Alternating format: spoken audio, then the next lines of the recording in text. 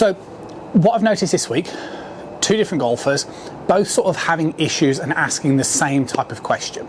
And all of the YouTube content that I create is for you guys, okay? So I share absolutely everything on the channel, and I also use it for pupils that I work with as a great platform for them to learn from as well. Now, what happens is, similar to yourselves, you'll video record your swing and you'll tend to look at your impact position and you'll go, well, how come at post-impact most pros look this way, head on the back of the golf ball, hands hitting through the ball, and I kind of look like my head's in front of the ball and my hands are behind the ball. And that's what we're going to be talking about over the upcoming videos. So Monday we're going to talk about the release, and that's going to come into a little bit more about what your hands and arms are trying to do. We're also going to take on a bit of a conversation next week about different types of release as well. But main priority is answering this question in terms of what you shouldn't be doing with your head, and maybe which part of the golf ball you should be concentrating your attention on. Now, I would suggest that the main reason why golfers look in a poor position at impact is very much to do with the start of the downswing. So the easiest way to rectify this is, first of all, get yourself a little alignment stick, place it down on the ground so it represents your sort of target line. Then all you're going to do is you're going to place the club across your shoulders like so. Now, what should happen is that as you start your downswing, your weight should progressively move towards your lead side, and your trail shoulder should drop down so it follows the target line. Now, I'm not saying all the way to impact. I'm just saying as you start the downswing. So from the side-on perspective, if I just use my alignment stick here for a moment, again, we can kind of see, I'm talking about as I start the downswing, see the way my shoulder drops down like so? I'm going to take it a little bit further. I'm not talking about all the way to impact. And again, the reason why we're not talking about the impact position itself is because the impact is all about getting up and through that hitting area.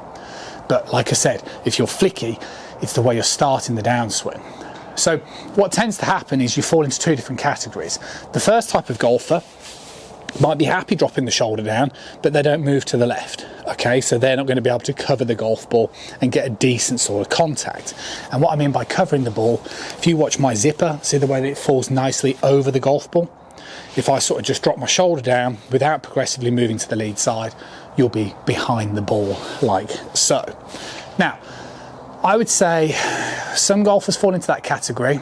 The other category that golfers fall into are the ones that when you do this type of exercise and you go, oh, my shoulders are really horizontal. And then you try and force your shoulders down and it feels like a contortion.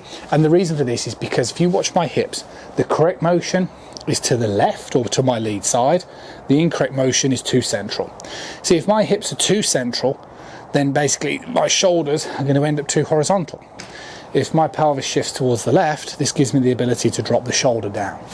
So that's a really important thing that you understand first and foremost, because if you start to get the start to the downswing correct, okay, then what you'll start to notice, if I sort of mimic again, now holding a club, the correct move is this.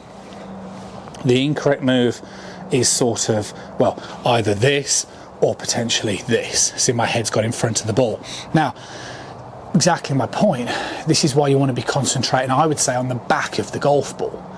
Now, when we talk about the release, a little bit more detail next week, we will be talking about, look, when you hit the ball, the club face will be slightly open so that then the ball will compress against the face so that by the time the ball leaves the face, it's pointing square. So I think it's absolutely fine to be concentrating on the back of the golf ball. And this will just not only give you the correct sort of orientation of your body and your tilts, but also it's not a bad place for those of you that maybe struggle with managing that sort of club face and club path. But more details on that next week. For now, looking at the back of the golf ball makes complete sense. So I'm shifting my weight progressively to my lead side, but I can still see the back of that golf ball. If I start getting too much this way, I can no longer see it because my head moves, and then you're going to get massively stuck because you need to introduce width.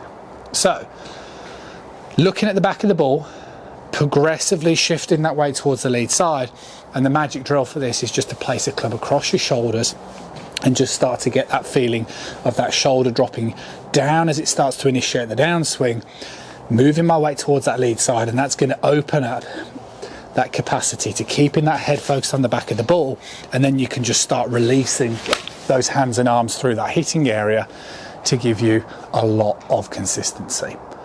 So it's really simple, really to the point. definitely want to be working on this. Avoid that head going too much this way and concentrate on the back of the ball. I think those are healthy tips to avoid the most common downswing faults that I tend to see. Hopefully that's helped. Looking forward to next week, talk about the release and the hit. Subscribe if you haven't already done so, and catch up with you guys again really soon.